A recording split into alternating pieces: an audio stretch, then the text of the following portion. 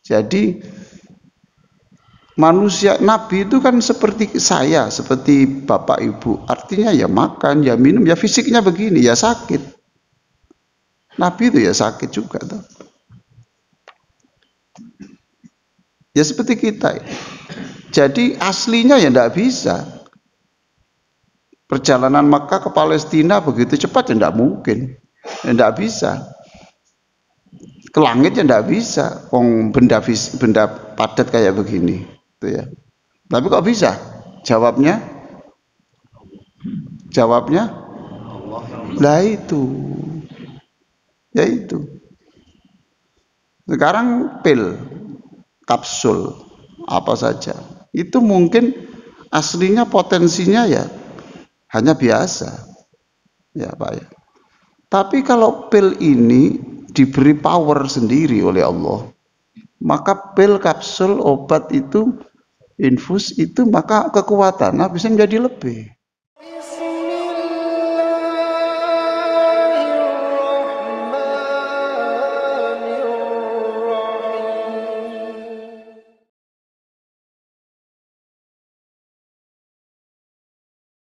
Assalamualaikum warahmatullahi wabarakatuh.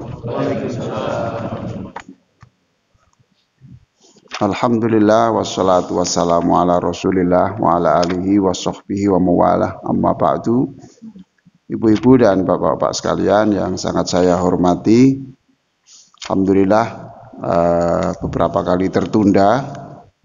Alhamdulillah sekarang bisa kita adakan pengajian lagi. Subuh ini saya akan berbicara tentang apa judulnya itu, Pak? Iya. Iya, bangkit dengan energi langit. Nah, itulah. Nah, sebenarnya ini kita rancang ketika bulan Rajab kemarin, ya Isra Mi'raj, tapi tidak apa-apalah. Bismillahirrahmanirrahim. Di dalam surah Al-Isra ayat 1. Al-Isra ayat 1, Allah berfirman, Bismillahirrahmanirrahim. Subhanalladzi asra bi'abdihi lailam minal masjidil haram ilal masjidil aqsa alladzi barakna haulahu linuriyahu min ayatina innahu huwas samiul basir. Jadi kalau diterjemahkan kan, saya memuji Allah sebanyak-banyaknya yang memperjalankan hambanya dari Masjidil Haram ke Masjidil Aqsa, itu darat ya, kemudian ke langit. Jadi Isra itu perjalanan belum sampai ke langit, kemudian kalau Mi'raj itu naik. Sekarang kita tahu bahwa ayat ini berbunyi, Maha Suci Allah yang memperjalankan hambanya. Jadi yang menjalankan Nabi itu bisa memiliki kecepatan tinggi, itu bukan Nabi yang hebat. Ya, bukan Nabi yang hebat loh Pak ya. Jadi yang membuat Nabi itu bisa berkecepatan tinggi itu kan ada power dari Allah. Apalagi sampai ke langit yang tertinggi. Bayangkan Pak, langit tertinggi. Wong kita ini langit yang terdekat saja kita tidak tahu. Itu langit yang tertinggi. Langit yang tertinggi. Nah, itu berarti begini, Bapak sekalian ya. Bapak ini punya potensi, katakan potensi Bapak itu ya kecerdasan Bapak, potensi fisik Bapak itu katakan 80 itu. Tapi kalau nanti ditambahi Allah, maka bisa 160. Paham Pak ya? Jadi manusia, nabi itu kan seperti saya, seperti bapak ibu. Artinya ya makan, ya minum, ya fisiknya begini, ya sakit. Nabi itu ya sakit juga tuh. Ya seperti kita. Jadi aslinya ya tidak bisa. Perjalanan Makkah ke Palestina begitu cepat ya tidak mungkin. Ya tidak bisa. Ke langit ya tidak bisa. Benda padat kayak begini. Itu ya. Tapi kok bisa? Jawabnya lah itu. Ya itu. Sekarang pil, kapsul, apa saja. Itu mungkin aslinya potensinya ya hanya biasa. Ya Pak ya. Tapi kalau pil ini diberi power sendiri oleh Allah, maka pil, kapsul, obat itu, infus itu, maka kekuatannya bisa menjadi lebih. Nah, itu filosofi dari subhanalladzi asra bi'abdi itu. Jadi Allah, jadi Nabi itu manusia biasa seperti kita ya, ke toilet ya pernah agak susah, sangat bergembira, pernah nggak direken orang. Nabi itu pernah nggak direken orang. Bayangkan disuruh ngajak perang itu tidak ada yang mau ya Pak. Nggak diajak perang itu tidak ada yang mau. Turunlah ayat la tukallafu illa nafsak. Surat An-Nisa itu ya. Muhammad, yang saya suruh perang itu bukan mereka. Yang saya suruh perang itu kamu. Lah kamu kok gantungan mereka? Sekalipun kamu sendirian, ya kamu berangkat. Jadi Nabi itu pernah nggak direken. Jadi jenengan takmir gak direken uang barang ini biasa wae, gak apa-apa. Enggak apa-apa. Ustadz ngomongnya nggak direken, ya nggak apa-apa, biasa-biasa saja. Tidak susah. Nabi pernah duduk di pojok, ditanya Umar, wonten apa Nabi itu? Ya Mbak Yumu lho kaya ngene ya apa? Mbak Yumu ya bojone Nabi itu loh. Termasuk anakmu dewe, Hafsah. Tuh. Jadi Nabi ya pernah susah gara-gara wong wedok. Nanti kaya ngene-ngene. Ya wis pantes sae. Pantes. Kurang apa Nabi? Masa kurang baik? Masa Nabi kurang baik? Makanya bapak-bapak itu jangan GR. Wis apik kaya ngene kok sedikit enekno. Apik opo? Gede nih ndak sampean. Ya. Nah, jadi pil apa itu bisa mempunyai kekuatan lebih kalau di situ ada energi Allah. Maka makan nasi kita mungkin biasa-biasa saja. Tapi kalau nasi itu sudah diisi dengan asma Allah, maka nasi itu menjadi kekuatannya lebih. Nah. Ya ini kan tidak bisa terbang loh Pak. Ya toh? Kan tidak bisa terbang. Lewang gini loh Pak. Loh Pak, saya letakkan kan tidak bisa. Nah ini berarti kekuatannya sampai di sini. Loh Pak, di sini. Tapi kalau ini saya beri mesin di sini, ya Pak ya, kan bisa begini Pak. Lah Nabi itu begitu. Nabi itu begitu. Ini Nabi tidak bisa terbang, tapi karena diberi mesin. Pesawat itu loh Pak, sekian besarnya. Bisa nggak terbang kalau nggak ada mesinnya? Bisa enggak? Oke, besar mana antara pesawat dan mesinnya? Hah?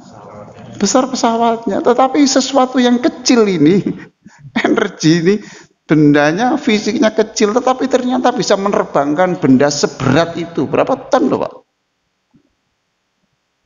Berapa ton? Jadi berarti kita ini harus bangkit dengan kekuatan Allah. Kita harus melipat gandakan otak kita lipat gandakan kekuatan nurani kita lipatkan semangat kita itu dengan energi dan nah ini untuk menyerap energi Allah itu yang paling top adalah sholat itu. Salat itu. Tidak ada, Pak. Tidak ada yang melebihi. Kita bisa mengalirkan the power of God, the power of Allah itu ya salat itu.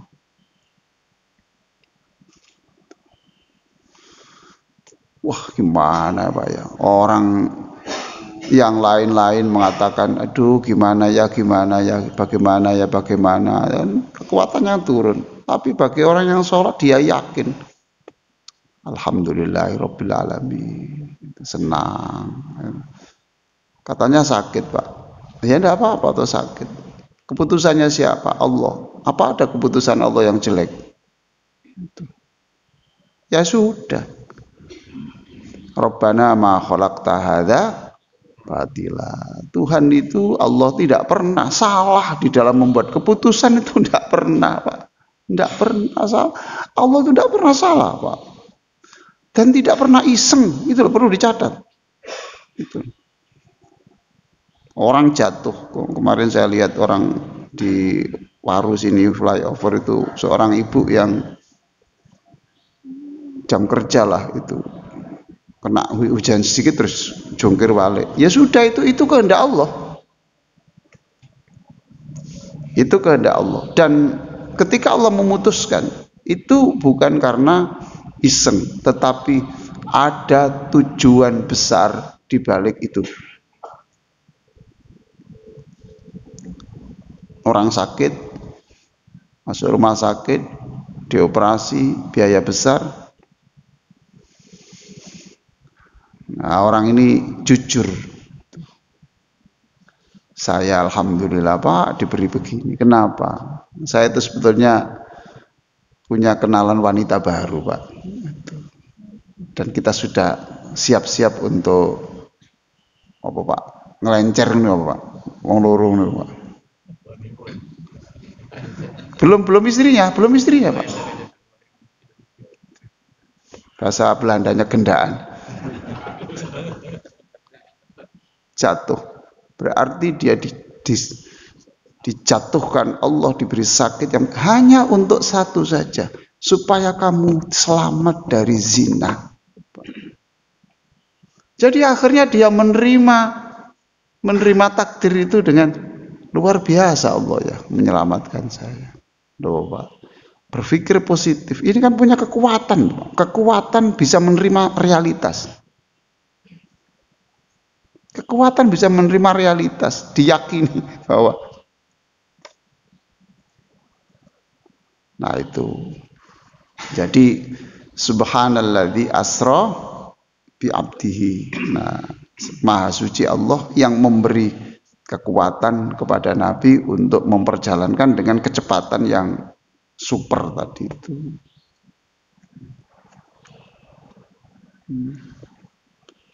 Bapak mikir ini gimana, ini kehabisan strategi itu. Kehabisan strategi itu gimana itu. Ya jangan gimana saja. Ya baca buku, kemudian waktu sholat itu mintalah energi dari Allah supaya ada inspirasi baru. Supaya muncul kreativitas baru. Umar bin Khattab itu pernah kehabisan taktik perang.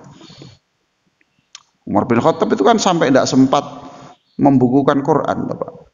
Tidak sempat membukukan Quran karena konsentrasi dari Umar bin Khattab adalah bagaimana mengembangkan wilayah.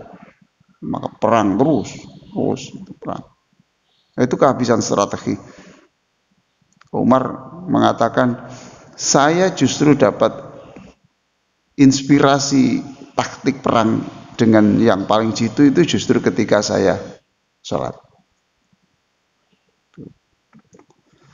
Bapak Ibu jangan bosan ya, jangan bosan mengkaji sholat, jangan bosan mempelajari sholat, jangan bosan untuk memperbaiki kualitas sholat, jangan bosan, terus saja, terus penasaran gitu loh Pak, penasaran, terus sujud itu gimana, terus saja. Sholat ini mutiara yang Bapak ambil tidak akan pernah habis. Tidak pernah habis.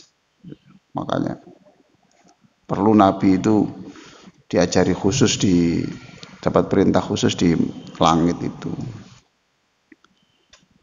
Baik. Eh, Isra Mi'raj itu siang apa malam? Apa? Malam.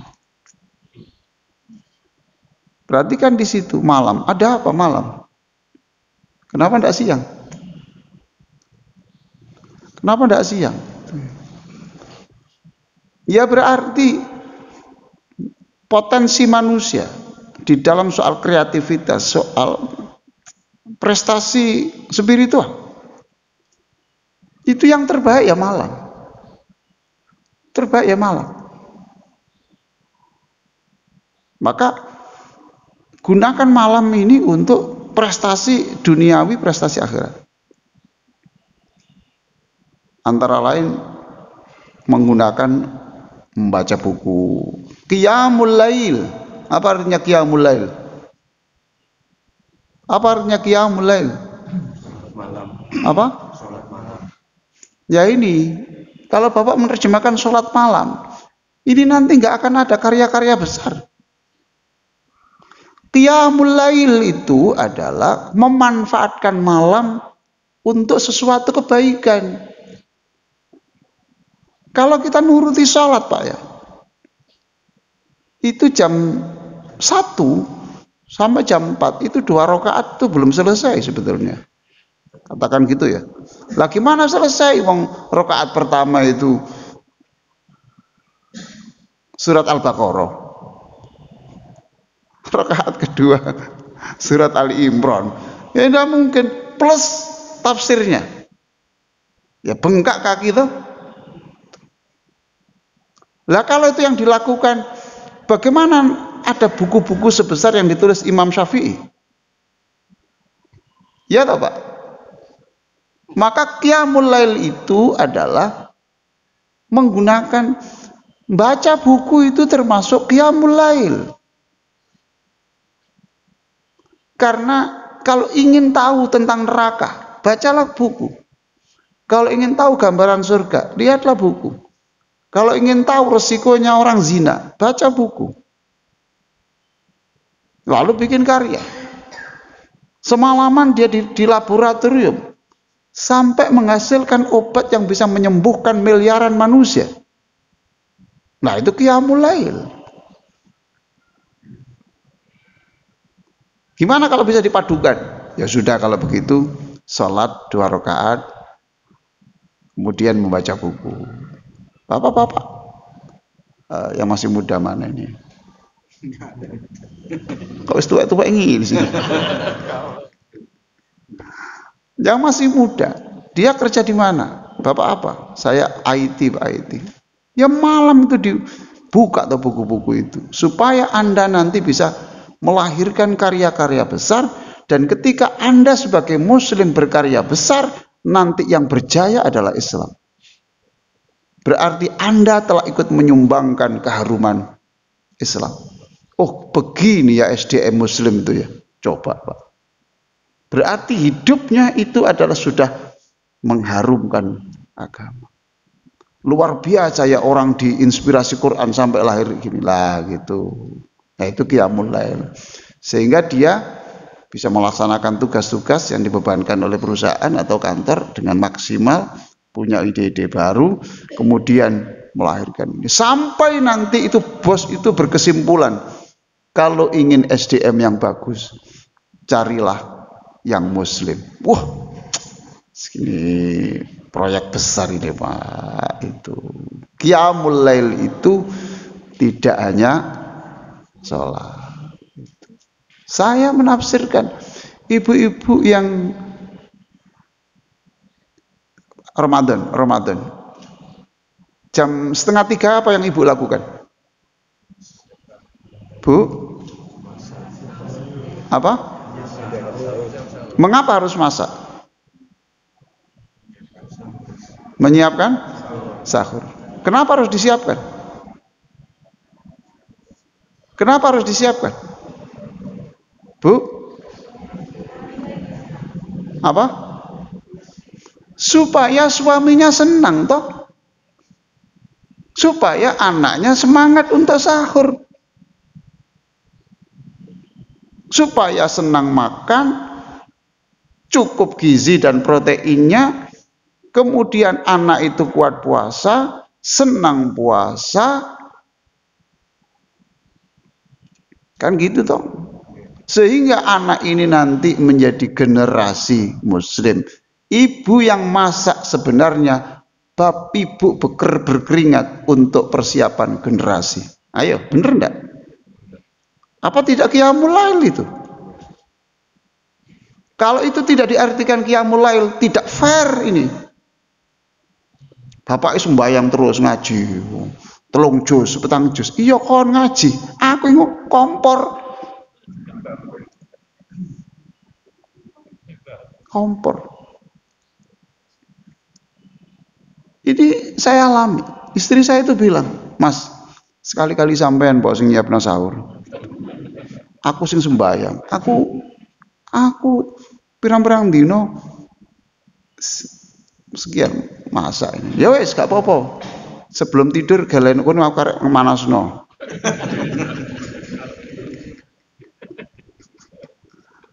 Coba perhatikan, saya diberi tugas hanya sehari saja. Ya kan, ngeluh toh? Berapa tahun, Ibu? Berapa tahun? Tuh. Nah, luar biasa, bertahun-tahun tuh. Sampai kepedosan kompor ini. Wow. Ya bapak ayo gak kepedosan kompor wong nyekel Quran. Masa meledos Quran. Nah ini Pak. Jadi qiyamul lail itu adalah memanfaatkan malam itu untuk meningkatkan kemuliaan. Nah, itu.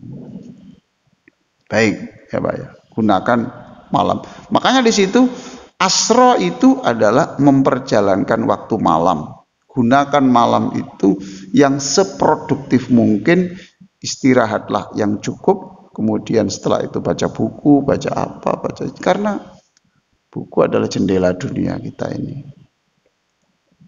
Oke, jadi apa yang penting dari peristiwa-peristiwa Isra Mi'raj itu satu, itu tadi adalah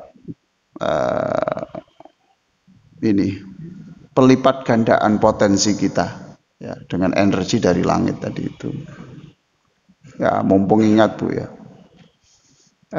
Pak Haji, tolong Pak Haji, peristiwa apa dalam hidup Pak Haji yang paling menyenangkan? Sebutkan 5. Peristiwa apa dalam keluarga, hidup keluarga Bapak atau di kantor yang paling menyenangkan lah, menyenangkan.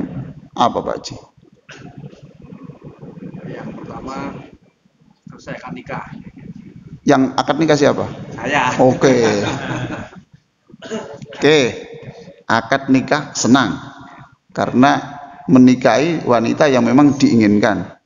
Ada orang tua, bapak ada, ibu ada, mertua ada. Oke. Oke, sekarang catat, satu kebahagiaan tertinggi adalah satu ketika akad nikah. 2, ketika lahir anak pertama.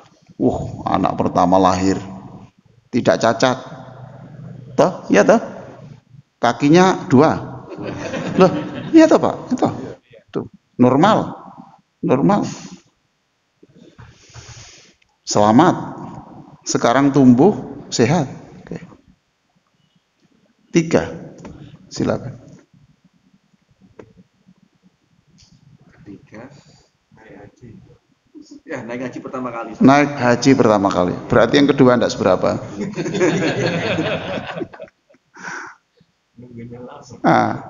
Naik haji. Ya. Ada biaya. Sama. Terus pada waktu haji peristiwa apa yang paling menyenangkan?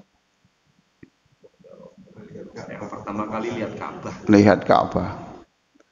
Fisiknya toh. Lain Pak, kalau nangis lihat Ka'bah karena fisiknya dengan sejarahnya itu beda. Oke. 4. Bisa berangkat umroh bersama keluarga dan orang tua. Umroh bersama istri, anak, bapak ibu sendiri, bapak ibu mertua. Ya lah ya, lengkap toh. 4. 5. Air cucu, Ustaz. Hah? Cucu pertama. Cucu pertama. Masya Allah Bapak. Sudahlah Pak. Bapak punya musibah apapun Pak ya. Ketika Bapak sedih dengan sebuah musibah, sujudlah dan katakan, demi Allah saya ini senang. Hidup saya itu senang. Sekarang saya punya musibah, tapi saya masih ingat kegembiraan-kegembiraan yang kau berikan pada saya. Tuh, satu, saya masih senang dulu ketika nikah. Malam pertamanya apa waktu akad nikah Pak? Setelah akan nikah. Setelah akad nikah. Itu Pak ya. Jadi tolonglah Bapak kalau gini loh. Ini berkali-kali saya terangkan tapi tidak apa-apa ya. Bapak kalau ingin menikmati sholat itu jangan doanya yang ditonjolkan. Doa silahkan, tapi jangan doanya yang ditonjolkan gitu loh. Rasa senang itu loh Pak. Demi Allah saya senang dengan pasangan hidup saya. Demi Allah saya senang diberi anak nomor satu. Demi Allah saya senang diberi. Demi Allah saya senang diberi penyakit, saya ini senang. Demi Allah saya itu. Itu Allah senangnya luar biasa. Dan itulah sebenarnya menyerap energi itu. Jadi bahasanya tidak, ya Allah berikan kekuatan. Tidak begitu. Engkau itu Tuhan yang menyayangi saya. Demi Allah saya bersaksi. Engkau ini Tuhan yang mencintai saya. Terus gitu. Engkau ini kuasa, betul. Oh, itu diulang-ulang. Bapak nanti keluar waktu salam, nanti periksa sebelum sholat, tekanan darahnya berapa, setelah sholat pasti beda. Karena ada kegembiraan, ada hari raya di situ. Ada hari raya di situ. Diinfus, di oksigen, sudah pokoknya. Saya senang ya Allah. Ini memang keputusanmu. Dan keputusanmu ini mesti ada sesuatu yang besar yang saya tidak tahu. Tidak pernah engkau membuat keputusan tanpa tujuan. Nah, pokoknya senang-senang gitu. Oke ya sudah. Itu kalau Bapak lagi susah atau apa itu Pak Haji ya, terus itu disebut kembali. 5 tadi itu disebut kembali. Bapak akan berubah menjadi fresh lagi. Berarti saya ini bukan manusia yang disia-siakan Allah. Berarti saya bukan manusia yang disepelekan Allah. Berarti saya manusia yang bukan dibenci Allah. Tetapi saya akan dianugerahi ini. Padahal itu baru 5 Pak. Itu. Iling apa?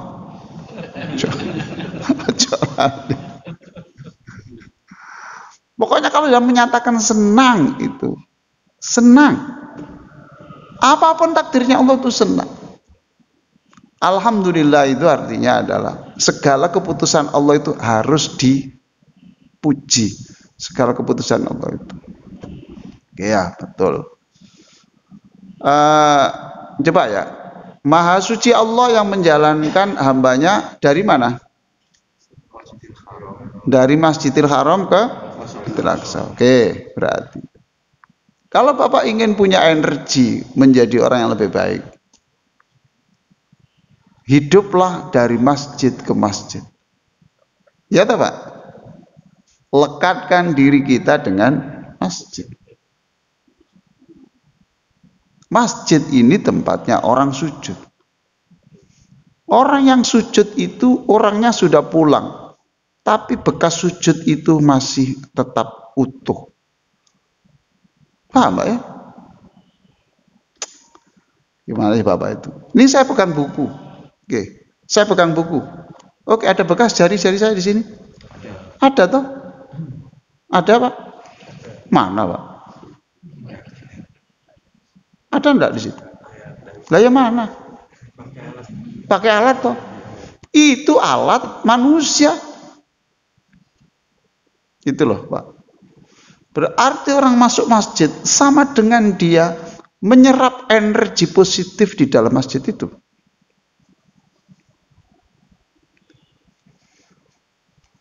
Sampai Rasulullah mengatakan, "Idza ra'aitumur rajula ya'tadul masajid fashhadu lahu bil iman." Pokoknya kamu pernah menyaksikan orang itu sering ke masjid, besok kamu di akhirat nanti kamu dimintai persaksian. kamu akan bersaksi secara otomatis, saya bersaksi dia orang yang baik. Loh, itu ya Pak. Orang yang aktif di masjid, insya Allah kalau terjadi penyimpangan itu nggak sampai jauh-jauh lah, nggak sampai jauh-jauh, nggak sampai jauh-jauh, ya segera nyimpang sedikit diluruskan lagi, nyimpang sedikit luruskan. Terus beda tuh sekarang orang yang jam ini ada di sini dengan orang yang hari ini jalan-jalan pagi. Mbak ya sholat dulu. Ada orang stroke sebelum subuh itu juga pakai tongkat ini jalan-jalan.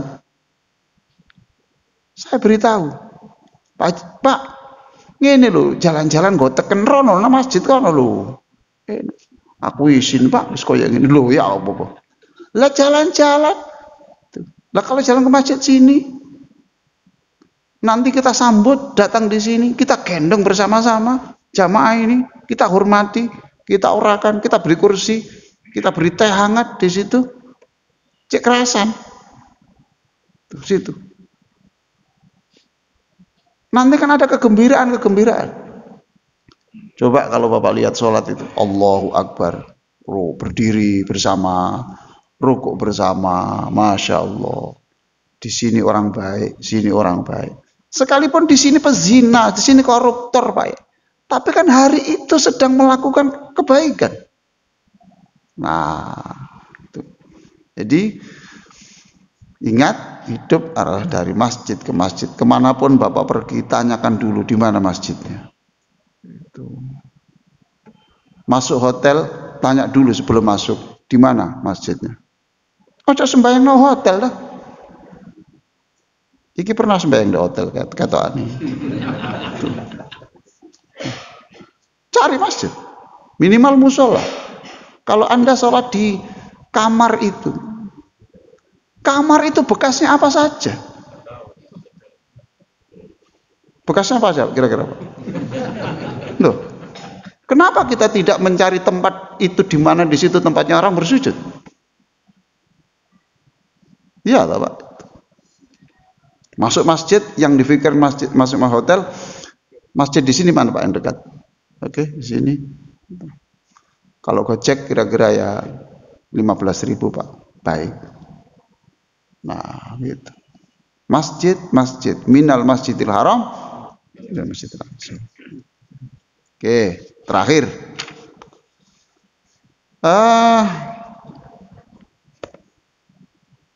Isra Mi'raj itu kapan terjadinya?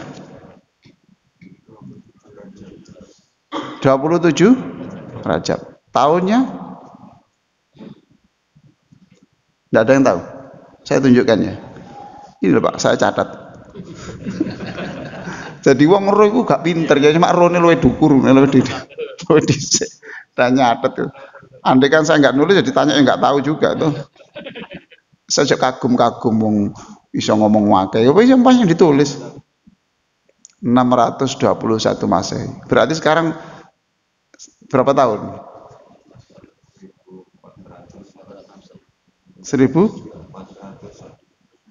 Ya, 2023 dikurangi 621.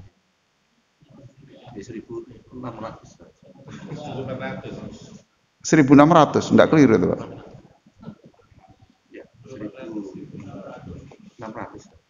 Yes, babalah sembarang.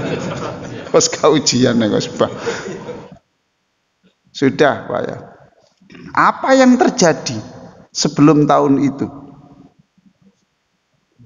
Satu, Nabi diboikot ekonomi. Seluruh pintu yang memasukkan ke daerah itu bahan makanan stop. Nabi kelaparan.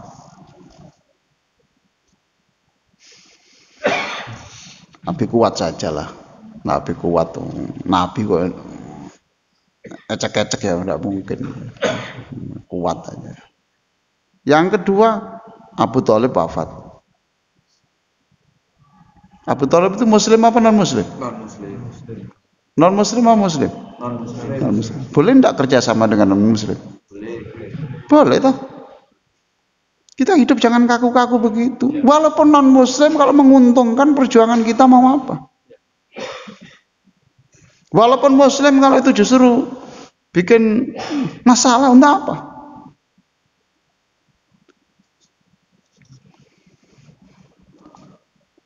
Teman saya bilang, "Duh Pak, sekarang pimpinannya non muslim, tapi support enggak?" Wah, support Pak. Yang dulu muslim tapi masya Allah Pak, sudah mengerget non. Udah kan apa-apa.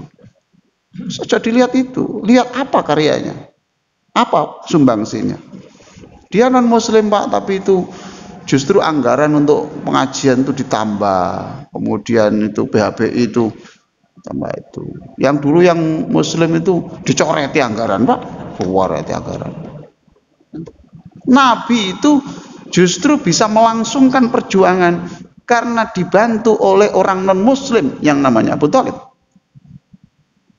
Siapa yang mengganggu Muhammad? Berhadapan dengan saya dulu. Kamu kalau ingin membunuh, bunuh saya dulu. Nah ini orang karismatik Pak. Orang karismatik. Meninggal. Setelah itu kemudian istri beliau meninggal. Itu Pak ya. Setelah Abu Thalib meninggal, Khadijah meninggal, maka teror kepada Nabi itu sudah tambah, tidak karu-karuan. Dulu kan ada yang disegani, ada Khadijah, ada ini. Khadijah kan punya keluarga terhormat juga. Akhirnya Nabi memutuskan, kalau terus-terusan di Makkah, maka ini berbahaya. Saya harus ke Taif. Ke Taif, ya, 60 km dari Makkah. Kenapa harus ke Taif? Karena yang menyusui Nabi itu Halimah As-Sa'diyah, itu rumahnya Taif. Berarti orang Taif itu sudah kenal Muhammad. Dan Halimah sudah cerita bahwa anak ini adalah anak yang istimewa. Ternyata Nabi salah perhitungan. Di sana tidak disambut seperti bayangannya, justru dilempari batu. Berdarah enggak Nabi? Berdarah enggak? Berdarah. Semua ini. Oh jadi ngelek kedotan. Terus bapak ditembak laka-laka apa? Disuduk manduk-manduk, diopong. Enggak hangus, ya biasa-biasa aja. Jadi ya, seperti Nabi itu ya, jadi ya loro, ketiin, gigi protol ya gigi protol. Ya, Masya Allah, Nabi mengatakan ini adalah tahun-tahun yang full of sadness. Ini adalah tahun-tahun yang kesedihan. Untuk apa? Apakah Allah tidak bisa menghidupkan Abu Thalib? Bisa. Apakah Allah nggak bisa memanjangkan umurnya Khadijah? Bisa. Apakah Allah nggak bisa itu merekes tangannya orang-orang yang melempari batu? Terlalu kecil. Mengapa itu dibiarkan? Supaya Nabi Muhammad itu menjadi orang yang tangguh, yang pantas untuk saya panggil ke langit dekat saya. Sebab dia sudah teruji, dia sudah memantaskan diri sebagai orang yang didekatkan pada Allah. Berarti tolong dicatat bahwa semua musibah itu adalah penjemput berkah. Nah, iso mikir ngene Pak, wis enteng lah. Enteng. Orang lain sakno sampean lha lapo? Aku gak lapo-lapo kok. Aku sakno sampean niku kok ngene. Lho, aku gak lapo-lapo sampean sakno lapo? Pandangan sampean piye? Wong aku iki sedang dirancang Allah untuk tujuan besar kok. Kapan nanti terwujud? Ngenteni mati sampean. Ya sudah pokoknya gitu. Ya itulah Pak ya. Silakan kita ada pertanyaan-pertanyaan silakan. Monggo. Ya, silakan. Waalaikumsalam warahmatullahi Jadi tadi bisa mengatakan Umar itu bersifat membuka Al-Quran karena waktu itu masih mengembangkan dakwah yang tadi masih dengan Al-Quran. Sementara ini kan kalau kita ada yang menyampaikan bahwa di dalam umat Islam itu sama apa dan sama itu sebagai penjajah.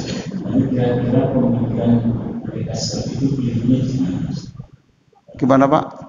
Dan sekarang ada yang mengatakan bahwa Islam Arab itu Islam Indonesia itu lebih baik dari Arab karena Arab itu Islamnya Islam Indonesia. Nah itu kekiran pemikiran dia itu bagaimana?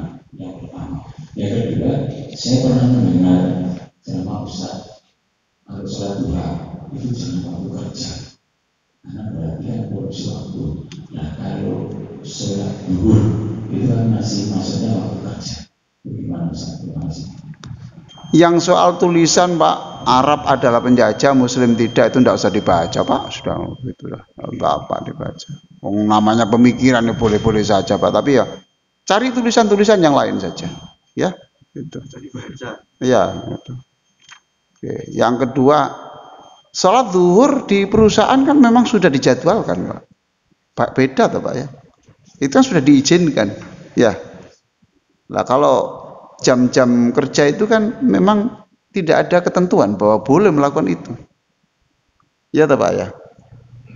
Ya itu aja Pak. Jadi duha itu kan sunnah. Sedangkan kita komitmen pada jam-jam kerja itu adalah bagian dari kewajiban. Maka sunnah tidak boleh mengalahkan yang wajib gitu. Kecuali kalau Bapak bos itu memang ya boleh-boleh saja Pak, boleh. Maka supaya duhanya sah jadilah bos. Oh iya enak loh. Iya gitu. Sopo sing ngomong dadi karyawan? Ya dadi bos, enak loh. Itu Pak Ji ya. Tuh. Satu lagi sebelum kita akhir. Yang perempuan barangkali.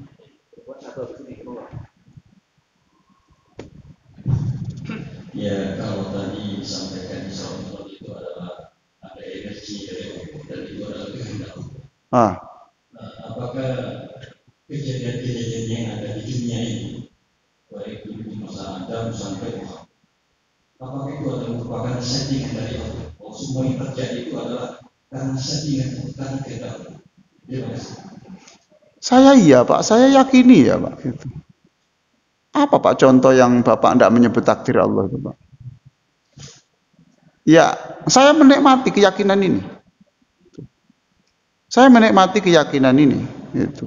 Jadi apa saja ya, kita itu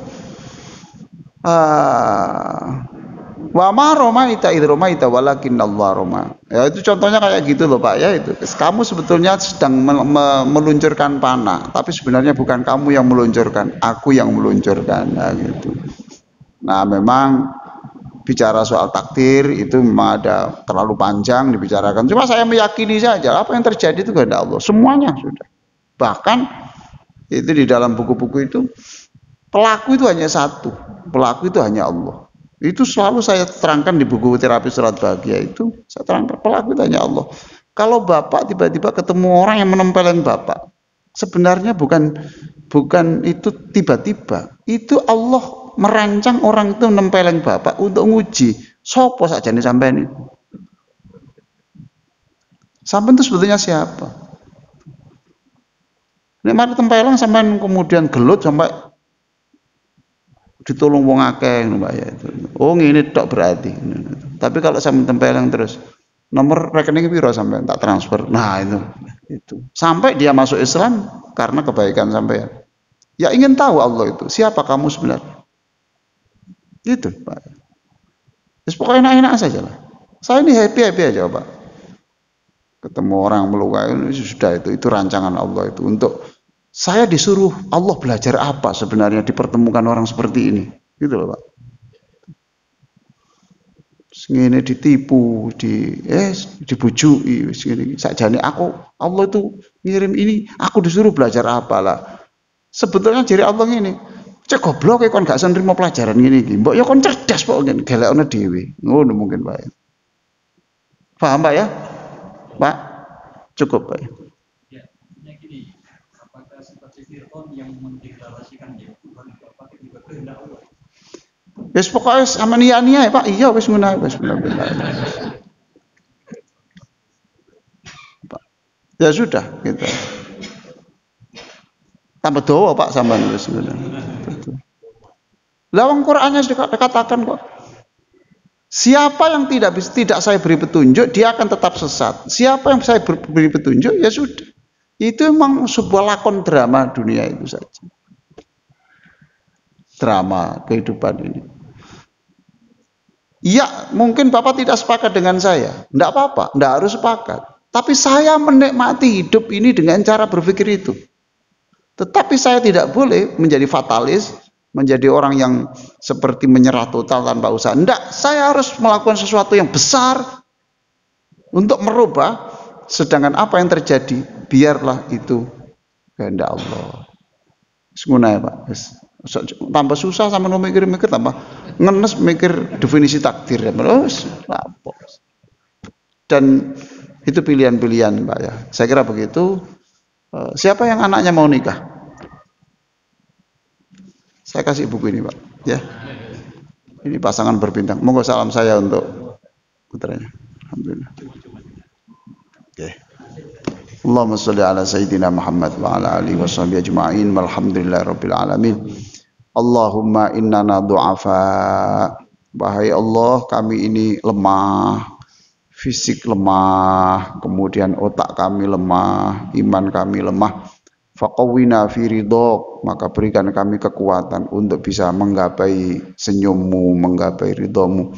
Wa khudh ilal khairi binawasina, peganglah ubun-ubun kami supaya kami mudah melakukan kebaikan. Waj'alil Islam muntaha rajaina, jadikan kemuliaan Islam, akhlak yang sempurna dan iman yang kuat menjadi tujuan yang paling penting dalam hidup kami. Walhamdulillahirabbil alamin. Wassalamualaikum warahmatullahi wabarakatuh.